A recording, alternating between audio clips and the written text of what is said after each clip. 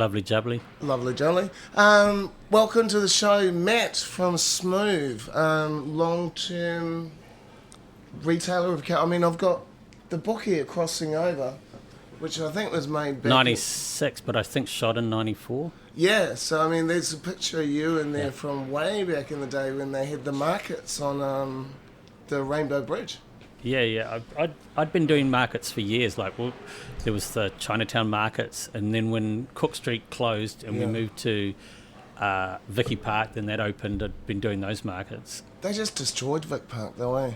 Oh, they killed it. I mean, we used to, when we were teenagers, drive up from Hamilton. So cool, man. It was great. It was a real adventure. And get your karate shoes. And there was lots. I mean, they were all independents, little independents. Buzzing, I mean, Sharky's was the only place that kind of like tried to hang in, like with his claws to the last minute. It was like, dude. Yeah. What happened to the Rainbow Bridge markets? I think I don't know if she like I did them since like '89 or in the mid to late '80s. Really? And I was outside. Used to sell outside. Don't Tell Mamas. I always thought Don't Tell Mamas was an awesome name for a gay club. A gay club? Yeah. And your place is called Smoove? Yeah. So do you consider yourself a Smoove operator? Yeah, I don't know about that. It was unfortunately a name in the 90s that we just came up with, and it stuck. And then once you've created it, it's like, oh God, I could think of a million better names. But Same. Hey. Same. I'm not a big fan of the Chronicle logo, but it is what it is. Yeah. I mean, I've got no idea why we have a rooster on it. But what you were saying before when we were walking over about how you've had shops in Newmarket and Ponsonby, and you were saying this is the final hurrah. Yeah, well, it kind of is. I mean, it's definitely the best location for what we do. I think it's like, if you were just to look from a business point of view, it's perfect. So if you can't make it here... Great selection of stock. If you couldn't make it here, then you shouldn't be... There's no other better place for us. And if it doesn't make it here, then there's no point in being anywhere else. Is there that, like, a lot of people think there's huge markups in the fashion industry, and there's massive money to be made. But it's also very fickle, isn't it? It's fickle, but I think people, I mean, from a business point of view, it's not how much you can sell it for, it's how fast you can sell it. What's the point in getting like 5,000% of it takes you 3 years to sell it? That's an expensive piece of product. I always wonder how many Aston Martins get sold a year. Wow, you'd be surprised a lot. Actually, speaking of cars, it's quite interesting how many... I'm surprised at the number of people that drive Teslas. Oh, yeah, I wouldn't mind owning a Tesla. I'll wait till they get self-driving. That'd be... With the gasoline going up, you're going to save money by having a battery-operated car eventually. Yeah. How did we go down that rabbit hole anyway? It's nothing to do with Smoove or fashion. Where do you source your stock from? Because I mean, it's always like interesting and quirky, and I'm a poster child for the patches now. Yeah. Back in the day when I first did the markets, I made clothes, and I was had my own kind of ethos and stuff I was doing, and I was like, oh, that's cool. And then I started doing a bit of vintage in the early 90s, and just went to the clothing bin places and bought product from them, and then resold it, and then travelled overseas, went through Asia, up through India, Nepal, went to the States quite a bit, and just brought stuff, and then I sold it when I was travelling. I thought, oh, this is kind of cool, I could do this for a job. This is and then I'm like, there's such amazing stuff out there. And when COVID happened, which happened to be the turning point for our business, like, was the best thing that ever happened to us. Really? Because I was doing probably 70% new, mainly women's, because women shop. And it was finding cool stuff. I love that Marco Polo aspect of our business. That's one of my favourite parts, is finding the thing. It's in the shop for 10 minutes and I'm bored already. I want to find what's the next cool thing that I can find. So where do you follow these things? Do you follow like fashion magazines or? Not really. I've got a few over the years. I've made contacts with I've got good friends from Canada and and some friends in Europe, and they have similar stores. So sometimes we'll do stuff together, especially if it's like reworking vintage. Well, they'll go, well, look, we need to do 300 units, and I can only do 60. And I said, well, I'll take 60. You know, like, and sometimes I'll just do it just to help them out, so we can keep the collective going. Yeah. Oh, that's fantastic. Yeah. Often, I think as Kiwis, we tend to think, I'll do it my way, I'll do it on my own. But it's interesting to hear you collaborating with other. Collaboration's the best thing for anything, isn't it? Film, writing, music, collaboration is life. Is that part of the appeal of Karangahape Road? Do you think the ability and willingness for retailers and business owners to collaborate? I think, to me, the true appeal of K Road is it's very base nature. It's not fake. It is what it is. It's a little bit seedy, a little bit dirty, like all of us, and a little bit nice and shiny. We want to be. It's all things, which is fantastic. A lot of people constantly say, "Oh, it's getting so much worse, much worse." It's not. Same. I mean, you're going to have ebbs and flows. I mean, obviously, COVID was an extreme example because it was just like a game changer. Yeah. Why did you say that was good for your business? Oh, yes, I thought most businesses it was terrible for them. I mean, in the sense, it was like I used to travel 2 or 3 times a year and go buy a new product, which was great. But when I couldn't travel, what am I going to do? Like, I need to be on the ground finding it. I can't. Like, there was no kind of, especially when you're talking China for quite a bit of it, there's no way to, like, communication barriers and product barriers. It was like, oh, this is too hard. So when I couldn't travel, I was like, well, okay, what do the kids really want? And I looked at it and went, they want vintage. And that's how I started. So I was like, man, I have so many contacts and my European friends, and that was like, right. So I did. It was quite an expense, and I just changed the entire shop around. But it's stuff that I feel more passionate about anyway. So it was like so easy. What is vintage now? Is it 90s count as vintage? Yeah, it definitely does. It definitely does. And there's some cool stuff and stuff that I never would have been able to afford when I was a kid. Yeah, I've got the first illicit shirt I ever bought before they even had a site. They had like a factory shop around the back of Parnell. And it was my very first professional writing check. And I went round and I loved illicit stuff, and I went round there and I bought this shirt. I still wear that shirt. It still looks, but later on their production standards dropped, and I mean, you could write a thesis on the rise and fall of illicit.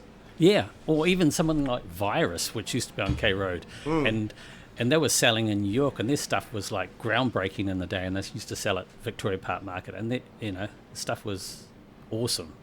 They could start printing again today, and like there'd be a massive market for them. What happens to these brands? They just get too big, or it's more about the operator themselves. Yeah, they definitely don't get too big where they just get brought out and then they're like moving on. Well, I think illicit when Marty passed on, I think there was a real turning point. Like, I don't know whether Smoove wouldn't exist without me. Unfortunately, it's like I'm too kind of hands-on with it. I love that aspect of it, though. I mean, it's the customers and the people, and just meeting cool people all the time and just chatting them and turning their day around, making them feel better about what's going on. It's a joy. Is that how you two met? I think just over time. I just you kept shopping there. I don't actually spend a lot of money on clothes, but I love the patches and I love the novelty socks. Yep. I mean, there comes an age in your time in your life when a good pair of socks is a real treat. No, I would totally agree. I just buy black socks. That's all I buy because I don't want to have to think about what I'm putting on. I'm just like... Yeah, you don't have to find a matching one because they're all the same colour. No, but unfortunately they don't match, and I'm like, this one doesn't match that other black sock, so it's still a nightmare. Yeah, I went through that phase, and it's like, hang on, this band is different to this, but I can't do that. So what would be your advice to any school graduates thinking about maybe I'd like to get a career in retail? Is it a career path? It definitely can be, but they've really got to... The problem with 99% of all businesses, they start out with good intentions, but they're proficient in one thing. Oh, I'm a good designer. It's like, cool, yeah, but that's only one aspect of your business. There's marketing, there's accounting, there's display, there's all those other aspects. And there's so many things you don't know. Yeah, and yeah, they start with a hiss and a roar, and they've got all the energy in the world, but you just burn out, like, because you're doing 9 people's jobs because you can't afford to pay anybody, and then it's just like, wow, it's not feasible. Long hours. And long hours. What does success look like for you? Well, definitely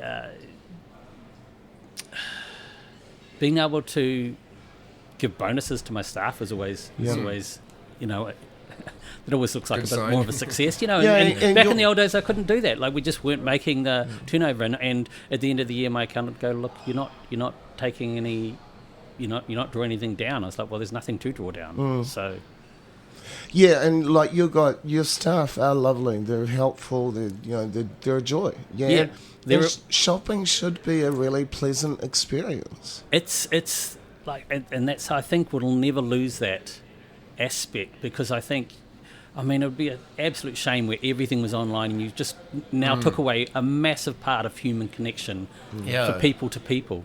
Like, I love, it's like a real good motto for our shop is, it's not what you wear, it's how you wear it. Someone can come in with the most amazing thing, but if they have no confidence, it just looks terrible. Right. You know, but when someone could come in wearing a rag, but they've just got it going on. They just love how they look and what they do in a manner. It's like, that looks incredible. You know, and it's not from my store. It's just like, they've got it going on. But that's K Road, you know. Like, every day you'll see somebody and go, well, wow, that's different. Yeah, we just saw a guy wearing a crazy white wig with a red cross on it. Yeah. Need more of that. We really do. Like, Have you had a magic wand and you could, like, change Karangahape Road or add things to Karanga, what would you like to see? well, I was an advocate for years to seeing that rainbow crossing. Like, I I wanted that. that to be our Abbey Road, and Yeah. I'd actually imagined it to be a bit more kind of like, like, there was a couple of things I thought would be really good for K Road.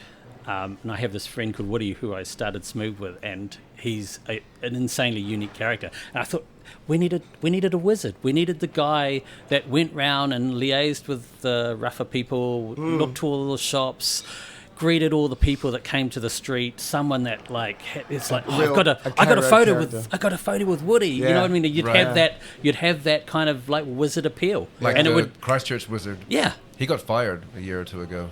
Is he still alive? He became the Wizard of New Zealand after the Lord of the Rings thing, I guess, but then he got fired for sexist comments and stuff.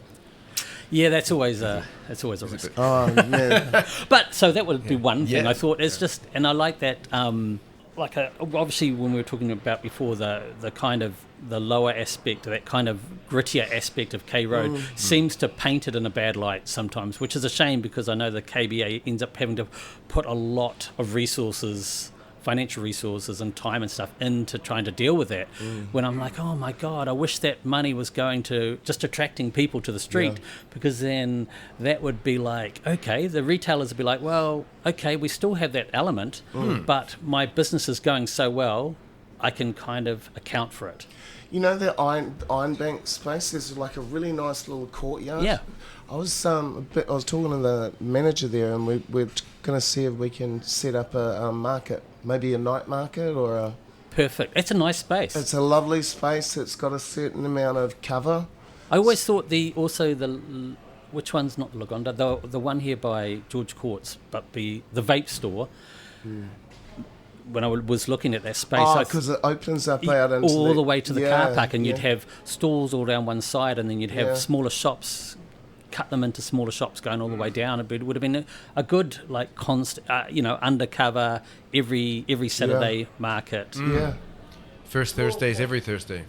Yeah, I love what the KBA is trying to do with First Thursday, and I'd love, because let's face it, we don't have a proper late night. No. And you know, It used to be a real thing. I mean, it was like going out on Friday night, we'll go and we'll have something to drink, we'll go to a movie, we'll go shopping, but I mean, those are the days when shops generally opened at 10 and closed at 5. yeah. I mean, somebody said to me the other day, how come the Indians own all the dairies? And I said, we're lucky they do, because if it was owned by white Europeans, it'd be open at 10 and closed at 4:30. Yeah. Yeah, I mean, you must put in a hell of a lot of hours. Yeah, I mean, I'm in the shop quite a bit. I mean, I'm very, like I said, very hands-on with the way I want it to look. And, an extension of that is having staff that are really welcoming and then have respect for the space, like I would have respect for them, so that, they treat it like, I say to them, always treat it like your living room and you're inviting guests in. Nice. And Yeah. don't let them take the fucking piss in your space. Yeah. Like, Totally. give them the bum's rush if they're like, they've got to have, it's a mutual thing. You're not there to like just be their slave. No, you can have really amazing connections with people. Just like treat them like people. I used to have this boss that used to always say, the customer is not always right, but the customer is always the customer. And he's got your money in his pocket. Oh, that's another thing. It's like, I'm like, I don't pay your wages. They do. So yeah. look after them. Yeah. Like, really look after them. And you'll be surprised how enriched you can be sometimes by them. And also, I think they've had, because K-Road is so gritty, one of the things that I mention to them, as soon as you have, because we have a little ding-dong at our door, as soon as they hear the ding-dong, look at the entrance and then I want you to just trust your intuition and what kind of feeling do you get from that person. It's only going to be fleeting. It's only going to be like a millisecond. And then I want you to trust it. If you feel like, oh, they're dodge, then you need to keep going with that until it says yes or no. And then if your instinct says, oh, they're fat, their movement was, everything was just felt right, let it go. And then just look after them. Because you have had some reasonably serious incidences. I mean, I'm just thinking of one in particular. Yeah. It's in extremes, but I think also, from a kind of metaphysical, spiritual point of view, it's an extension of like me, isn't it? Like that didn't happen to anybody else, it happened to me. So I've got to question where I am in my space and what I'm doing in the world and why did that happen to me? Right. Oh, yeah.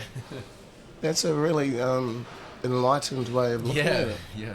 It's not what I expected you to say at all. No, I mean, because it's like their thing is not my thing. Yeah. Like we just happen to be in the same space, but why? Right. Like I'm not there to make their life. I'm not there to fix their life. Yeah. So why did it happen? What did I do to get attacked? That kind of thing. So. I'm sorry to hear that. Oh. What's in vogue at the moment? What are you selling a lot of? I think I've been very lucky with being able to go back overseas and actually, it's great when I manage to change the shop around and find really cool vintage. But when I'm there on the ground, I just haul ass, man. I work 14, 18-hour days because I love the hunt. I love finding, wow, that's so cool. And what if we recut that and do this? And it's like, you do that on the ground when you can find stuff, amazing. What's the secret? Is there a secret little place you go to? Not really, but it really sometimes it's about not resting on your laurels. Like sometimes you might, I went to all those places, they're no good, and then you can't. You've got to go because, like even K-Road, it changes. So if you didn't go to that particular part of the street, you wouldn't know there was an amazing restaurant just around the corner that popped up. So every time I go, I always cover every single shop. Every nook and cranny again and again and again. And of course, you must have an amazing network of peers and colleagues. Yeah, I mean, I know a lot of the people that have done retail on the streets, like Ali from Vixen and the people around, and it's it's quite inspiring what they do. Ali's, I love Ali's style. Yeah, and her shop is not my shop, but her shop, she's the best at what she does. But you wouldn't want that, you know what I mean? Why would you want two identical shops? No, you don't. And I love that Magic Hollow's up here. We do similar stuff, but they've got their solid look and the way that they run the store. And I forget the guy's name, but he's been so generous to the Chronicle a couple of times and got all the time in the world from, not technically a sponsor, but always helps me out when he can. So just a shout out there to Magic Hollow. And of course, Smoove, where everyone gets a Smoove deal.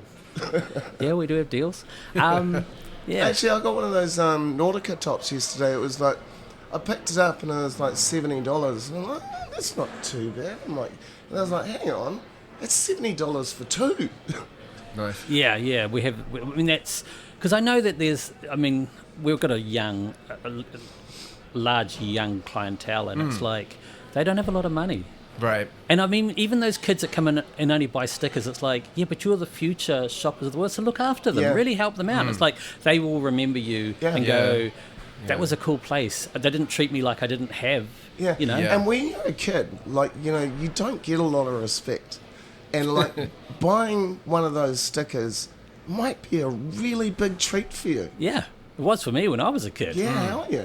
I even had, when I was in High Street, we had a kid that stole, and I managed to turn him into a loyal customer. Good on you. Because I knew that it was like, I could, you know, I mean, you're constantly kind of trying to get that feeling from a person. It's like, dude, you just did a stupid thing, you know, and I could tell you're not very good at it, and it's not your thing, and da-da-da. So I kind of coached him through it and said, look, dude, you can come back in here again, but just like be respectful, da-da-da-da, and then he ended up being a really good customer. I don't know whether you stole again, but that's not my job to know or find out.